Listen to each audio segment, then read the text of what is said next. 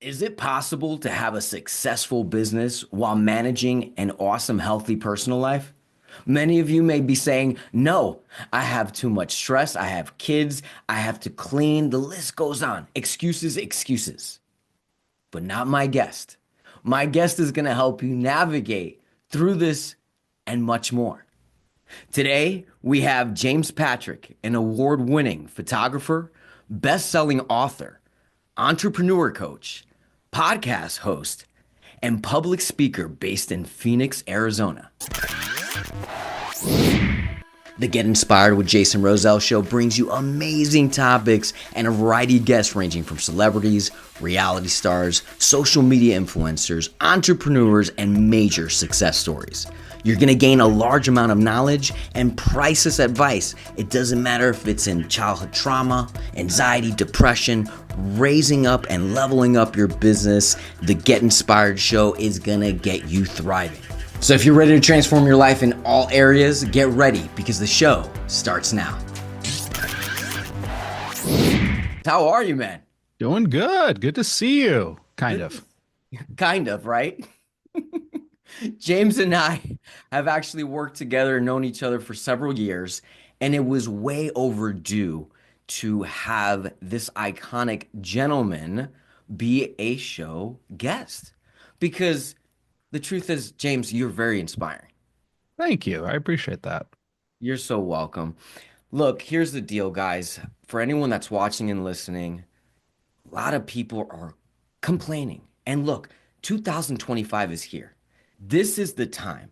James has proven to tens of thousands of people that anything is possible. So let's just, before we really get deep, if you had any superpower, James, what would that superpower be? It's going to be so anticlimactic because my superpower is that I can just get things done. And I think that's something that I personally used to struggle with a lot. And I think a lot of those listening to the show might also be struggling with too, which is setting ambitious goals, setting things that can even be scary or even seem out of reach. And then at some point, figuring out how to get it done or how to achieve that. I think that is actually something that I really pride myself on. And that's something you should. I mean, that is beyond awesome and commendable. Now, let me ask you, I mean, at the end of the day, everybody wants to do it all. And especially if they're perfectionists like myself. So the reality is we just can't do everything perfectly right off the bat.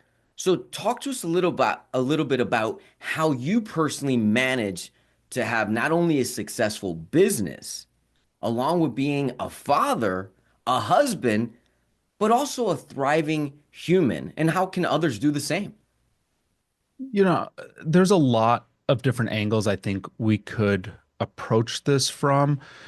I think overall, I think it's about having clarity of choice. What is it that I feel is important and not setting like false ideas of, well, I think this is what I should have, or I think this is how it should be, but to actually have a little bit more clarity in this is what I want for myself. So there were seasons of my life and my career where I had different prioritizations. And over time, I had to learn that it was okay to let certain things go. It was okay to say goodbye to certain seasons of my life to reprioritize what matters to me now. So early in my career, what are my priorities? Well, building a successful career, financial stability. That was really a primary motivator, and thoughts like, well, do I want other connections in my life, or do I want to spend time to enrich my mind or my personal travel journeys, all these other things? That wasn't maybe necessarily as prevalent until, I enter a different season of my life. And all of a sudden it's, I want to have a successful business, but not at the cost of my personal health, not at the cost of my mental nourishment, not at the cost of the relationships I want in my life. So having this kind of balance of these priorities, yeah, it could change over time, but it's knowing what matters now and having that focus. Absolutely.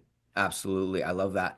Now, what do you tell somebody that at the end of the day, is just so busy, right? They got the kids, they Hmm. got the husband, wife, whatever, and they're like, I can't wait to make this happen. But it's just by the end of the day, by the time they get off of work, they just don't have that energy, right? What gets you through it to say, okay, great, I just shot three people today. I've been in studio to later be able to have a successful podcast that you have, to be able to edit, to be able to be the father that you are to your children and husband. Like what is that little brain of yours inside that ego that gets you through that next level?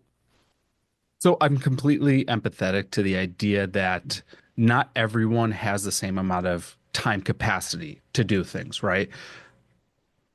Also, how certain people can operate and how much they can get done in an hour, that is not equal either. So, like I can say, I've been in my career for 20 years. For me to spend an hour doing something, I could achieve what some would consider to be quite a lot. And if you're brand new or you're just getting started, that same hour, not as much is going to get done. All right. So I have to acknowledge that. So from there, it's how do I try to maximize? Well, I did that process where I worked a corporate job for years while I was trying to build my own business or the thing that I was most passionate about. And what it meant was, once again, a balance of priorities. At that time, starting my own business, getting out of that corporate world, that was important to me. That was really a priority for me. And so, with the time that I did have, which admittedly was not a lot because my corporate job had me, 40 hours minimum a week, but more like 50 or 60 hours a week because I was really driven into my work. So my capacity of time to do my other thing, well, that really gets truncated. So choosing how I'm spending my evenings, maybe not going out as much, but maybe prioritizing this other thing that matters more to me. How am I spending my weekends? Well, am I spending as much time going out with friends or having fun or, doing traveling, whatever it is? Right now at this season, I'm prioritizing starting this business. And that's how I spent my lunch hours at work. And it was until I reached a point where I could make that transition. But how I had to operate then, you know, when I'm in my early 20s is much different than how I have to operate now. So, because I have a different set of priorities now, how I'm navigating things is going to be differently. Sure. And at the end of the day, you got to want it bad enough. You got to want it bad enough. And you chose to want it bad enough. And let me ask you this, because the reality is a lot of people may be watching you, listening to you every week and say, he's untouchable, right? And I know firsthand when I started my career, amongst many careers, I used to look at people that were really rocking and rolling like yourself and say, how will I get there? How does he do it? How do they do it? What would you say was the pivotal moment of your life? And take us back now. Let's rewind a little bit for people that really don't know you, that you were working traditional job, but your Hmm. passion was photography, Yeah. right? What was that moment? Talk us through that moment and how you elevated yourself year after year. Because I have to say, I get a lot of messages each month saying, okay, I start, but I can't finish, right? And then they're just living stuck. So talk to us a little bit through that. I actually tried to quit my corporate job for 2 years. It took me 2 years where could I have quit 2 years earlier? Yeah. Would I have been okay? Sure, I would have been. But I wasn't confident enough yet. I didn't have enough of that belief in myself that, yeah, I can make this work. So for 2 years, I had the idea of leaving my corporate job and I would just keep chickening out. Well, you know what? I'd talk myself out of it. I'd give, it's actually not that bad. Or I don't mind What working did you two do in jobs. corporate? What did you do in corporate? I worked in professional service marketing. Awesome. Okay. So I really struggled. And what it took, I'd become unhappy at some point my corporate work simply because I now resented it. I kept giving back into it, wanting to do this other thing, kind of lying to myself, well, maybe it's just not the right time, whatever my excuse was of the day. Um, and it took enough level of discomfort for me to have the confidence to say, I'm in a situation that my satisfaction level is very low. There's a potential for me to really grow this over here doing photography. That distance needed to be big enough. Right. The day I quit, once again, I had tried numerous times before. It was the day of my annual review. It was actually the day before Thanksgiving. I do remember that. And I had to meet with my boss, who did not sit in the same office with me. I had to meet with my boss to have my annual review. And so we sit down and he says, your numbers are good. You're doing well. Everything looks good. You'll get an X% raise next year. And it came to the part of the meeting where he has to give me the feedback, anonymous feedback from the other managers at my workplace. And he says, there were a few comments, most were positive, a few not so good ones, but everything seems good. And that seemed weird. I was like, wait a second, what were these not so good messages about my performance? And he's like, yeah, don't worry about it. I caught these guys on bad days. You don't need to hear that stuff. I was like, I'm just curious. And one said, James has become disgruntled and difficult to work with. And I was like, oh, Hmm. yeah, that's fair. And I was like, what was the other one? And he says, this is completely out of context. Don't give this any energy. I really want to hear. He says, well, the quote was, I've lost all faith in James's ability as our marketer, end quote. And, the context of that had nothing to do with me or my abilities. It was just a manager was caught on a really bad day and I had just turned him down on something. So he wasn't happy with me. So when he's asked to give feedback, he gives that. But that was enough. This honestly obscure and kind of out of the blue negative remark was enough to be like, you know what? I think I want to do this other thing. And my boss, to his credit, he sat back in his chair and he nodded and he says, you know what? I'm surprised it took you that long. Wow. Wow. Jesus. Wow.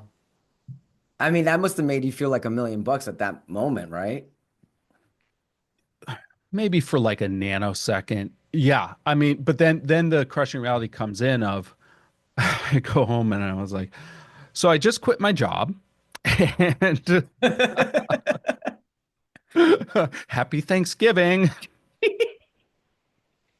How many years ago was this, by the way? Just so I can Almost 10. 10. Were you married or in a relationship 10 years ago? I was in a serious relationship, but not yet married. Okay. So obviously you had to, yeah. You still had to give the news. Yeah. I think the big, I honestly had to grapple with it myself. Like, Right. okay, Monday morning. Well, and so actually, the actual quit date, because I didn't walk out and throw my name badge at anyone. Um, my job offered me a contract to keep me on because they really just wanted to keep me on as long as because they had this giant workload. They knew I could help with it, so they kept giving me independent contractor work for months, which was really cool because it allowed me to have this like really nice transitional runway into just doing photography full time. And to give proper context, I was not starting photography at zero when I made this transition. It's not like I was like, I'm going to be a professional photographer tomorrow. Right. And tomorrow I kind of kicked off. No, I had been building work on the side. That was what I was spending my weekends doing. That was what I was spending my evenings doing was working my photo job. And then while I was at my corporate job, what did I spend the time I wasn't shooting doing? Picking up the phone and calling prospective clients. So I was confident that if I didn't make $1 extra that I wasn't already making in photography that I could still sustain myself. Okay. Obviously, the goal was to do more, and I did, but I was very careful when I made that transition. Yeah, I can only imagine what was going through your mind, emotions. And speaking of emotions, how would you say you conquer, right? Stress. How do you conquer feelings of anxiety or any of these things? I don't, you tell me, did you ever in your life deal with major stress, anxiety, or depression? And do you still have those feelings sometimes? And how do you navigate through it? Why do I ask this? Because a lot of people blame these things as to why they can't propel. Mm. I think it would be unhealthy not to admit that we've all had our struggles. And I would say anxiety is a synonymous word with entrepreneurship.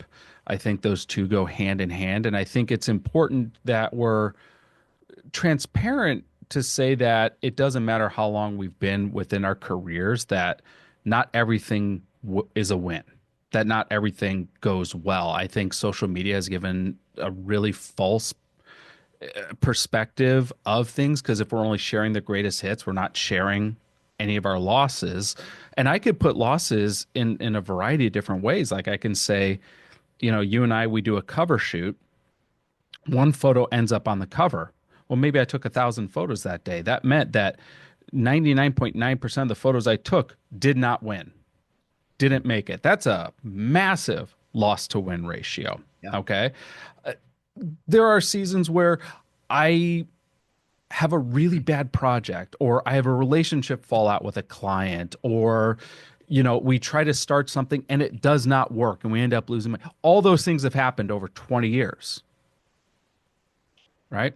So we navigate anxiety every single day. We also experience feeling like imposters. Like, who am Yeah. I to be a photographer? Or who are you to start a podcast? Other podcasts exist, other photographers are out there. And really acknowledging that being an imposter just needs to be redefined. We're all imposters, we feel it every day. But if we made imposter akin to willing to learn, all of a sudden it shifts. Yeah, I'm an imposter. I'm new to this, but I'm willing to learn from this. Actually, for a couple of years, I had these shirts made that just said imposter on, just a black shirt with white text that just said imposter, just as a reminder that, you know, hey, the world didn't need another podcast before you and I jumped on mics, but we were able to create something that mattered. The world did not need another photographer before I picked up a camera, but I was able to create a career out of it. So I think it's a willingness that it's okay to be scared when pursuing things as well as when you're going through things.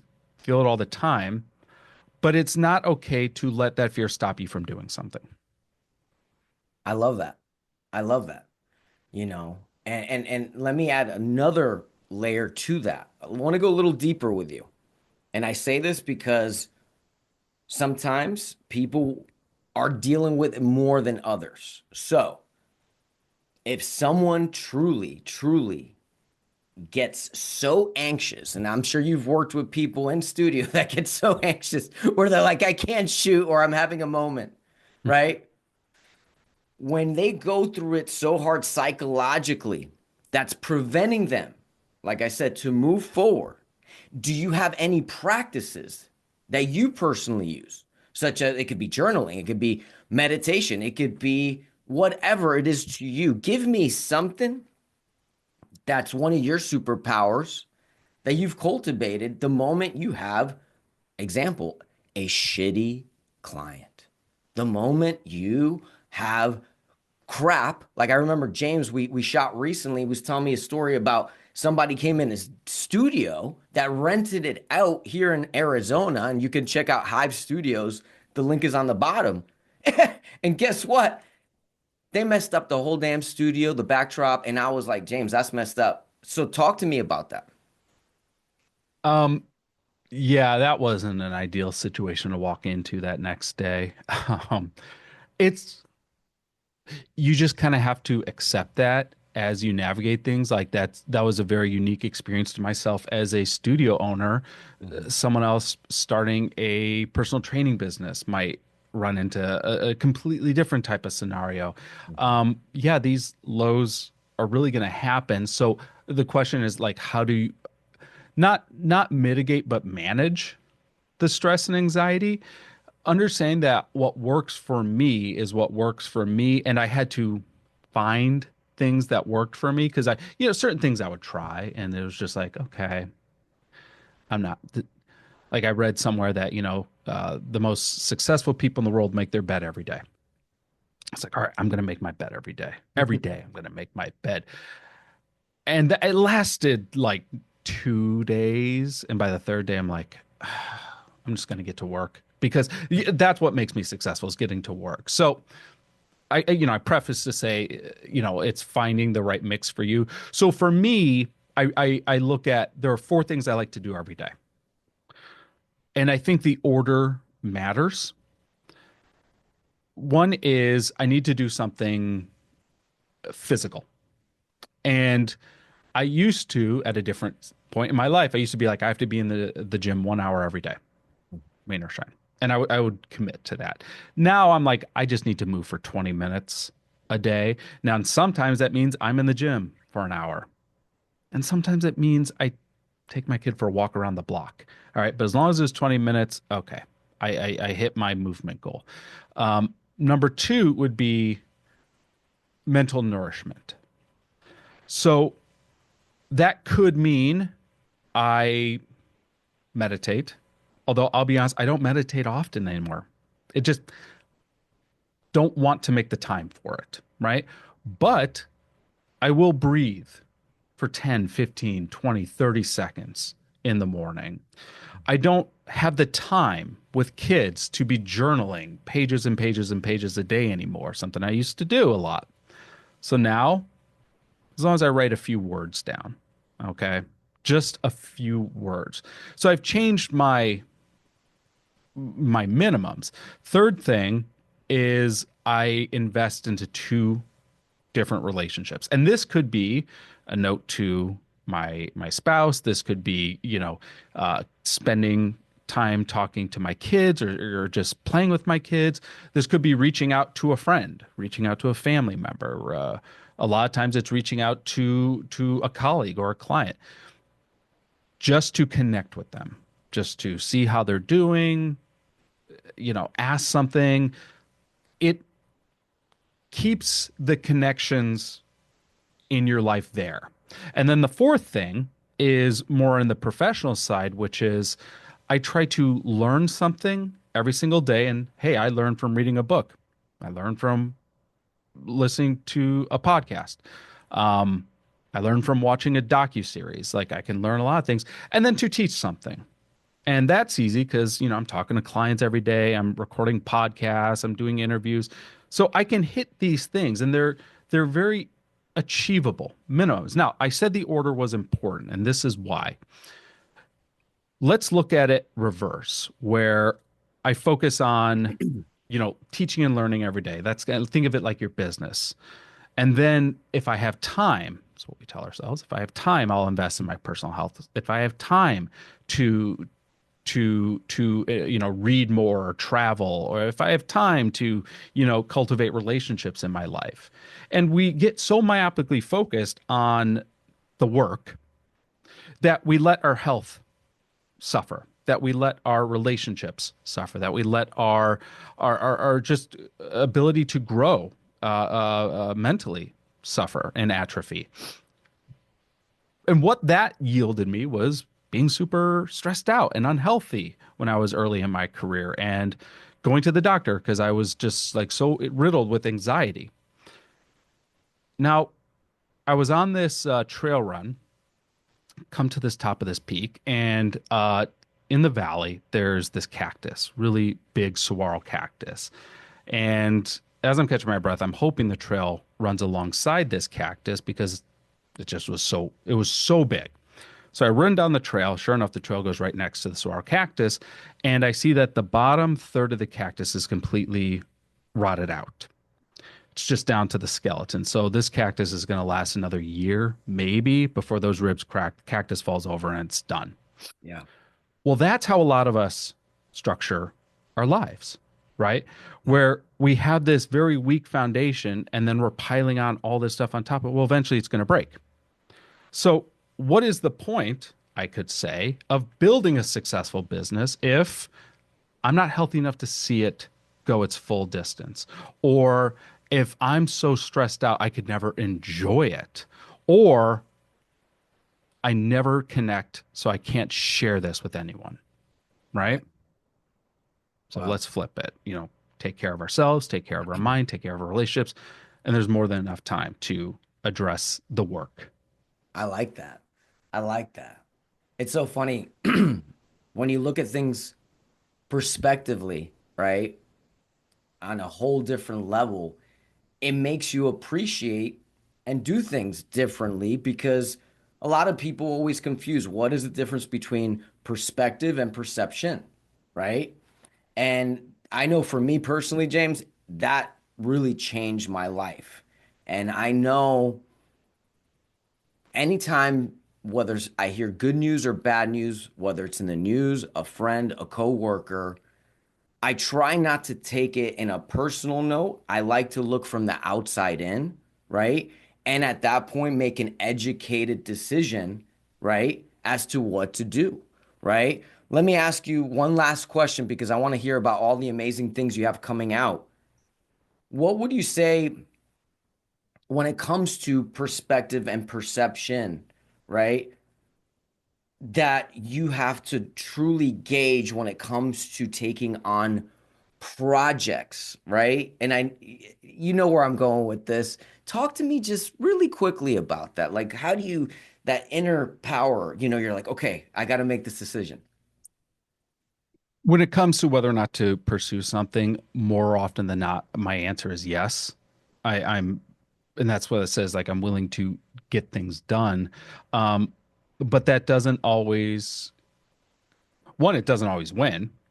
Sure. But two, like, yeah, I still feel nerves and trepidation about any pursuit I had. To give an example, we were trying to launch another business. This was 2018 and invested a pretty significant amount of time, energy, and money into this launch. And the night before our cart opened, I was just being cranky. And my wife asked, she says, "What's going on?" I says, "Well, I'm kind of nervous about this launch." We're like, "What if this doesn't work?" Mhm. And she said, "Well, then I guess you'll do something else." And that was such, like just that realization was a weight off my shoulders. Oh, yeah, I guess I'll just do something else. Like this might not work. And okay, I've had things not work before. I have that experience. I'll just do something else. I'll figure something else out. Spoiler, the launch did not go well. I lost money on it. Still here. Nothing changed. Yeah, like I'm still doing things. Other things are still working. So it's not saying that we're not going to feel fear because we will, or we're not going to feel like imposters, or we're not going to feel like things are insurmountable. That will all happen. It's about building the confidence to know that it will be okay Mhm. either way. Yeah. Everything works out at the end, no matter what. And I have this sign in my living room that says, the other side of fear is freedom, right? And it's true because you've heard it a million times. Everybody that worries about, oh, well, what if this happens? What if that happens? Isn't it better to live knowing that you did it versus living in that regret? So I'm with you 110%. Now, drum roll, please, ladies and gentlemen. 2025 is here, Mr. James Patrick. And I know you always have exciting things happening, things coming out. Why don't you let the audiences know any things that you're excited about, or maybe things that are so awesome right now that they need to know about. So my team and I are we're working on two main projects right now. The one can't say anything about yet, Okay. only that something really exciting is coming. The other one is something that I've been proud of for a couple years now. Early in my career, I developed a formula for setting goals, breaking goals down into manageable pieces, consumable steps, and then tracking the achievement of those goals. And I had created my own, because I'm a spreadsheet nerd, created my own Sure. spreadsheets, and I was able to figure this all out. Eventually, I was like, this would be so much easier if I wasn't doing this on a computer, if I just had something. And so I created a format or design of my annual planners, my quarterly planners, my monthly, weekly, daily, etc. I was like, well, instead of just kind of doodling these on paper, why don't I just put it in a book for myself? I then gave that book to a couple friends of mine, a couple clients of mine. I had them use it for a year. And I says, well, let me know what you think about it. Then I got feedback. Then I changed it. And then we decided, well, why not just release that thing? And so we did a couple years ago. It's called the Legacy Planner. I use mine every day. So, you can see mine is Sweet. weathered. Um, this is something that we've created and we have updated every year it's been out because we just take feedback from the people who Yeah. use it and then we put out a new version every year. In this book, in this planner, you set your annual goals for the year. It will then help you break those annual goals into quarterly plans, then into monthly plans, then into weekly tasks, then into daily actions. Okay. So you break big things down into manageable pieces, and this is how we get things done. So this is a planner that you go through from the start of the year. Every 365 days a year, it has your daily planner in it as well. So you could, should you want, get this in hardbound or in paperback. That's on Amazon. But if you just want to get started and just test it out, if you go to jamespatrick.com/legacy, I'll give you a free PDF of it. You just download the whole thing. Bam. Can I be honest? I want one now. Welcome to it. Oh man, that is so exciting. I know you've done a lot of things, and the audiences when they visit your website and obviously all your socials are going to see the array of awesome stuff you do, including we were talking about this recently, James, doing movie reviews, which I thought was pretty awesome. Like I like that's the reason why I had you on the show. I like what James does not only as an entrepreneur, but he's an awesome human. And I think when you combine the both, success leaves hints. And guys, if you're not in a position where mentally or financially you're thinking, I can't do this, let James be a guiding light that truly anything is possible, you know? And I want to leave this episode with the following. James exhibits consistency, persistency, honesty, loyalty, and quality. Those are my key words to you, my brother. Thank you so much. I'm going to want a recording of this so I can have those listed out on my website. I like those. Review by Jason Rosell. Doom, doom, doom, doom. James, we got less than a minute. Last words for the audiences, because of course I'm going to plug all your info below us on all platforms. Well, no, just a gratitude that they took the time to sit and be a fly on the wall with us, and hopefully they got something of substance from it. I know they did. I know they did. Guys, stay inspired, get inspired. Make sure to follow James Patrick. And most importantly, have the best day ever. Keep it caliente. Make sure to subscribe to my channel if you're a new viewer, and don't forget to click on the bell so you can get notifications every time a new show releases. If you enjoyed this video, give it a like and feel free to leave your comments. I'm Jason Rosell, and you're watching Get Inspired with Jason.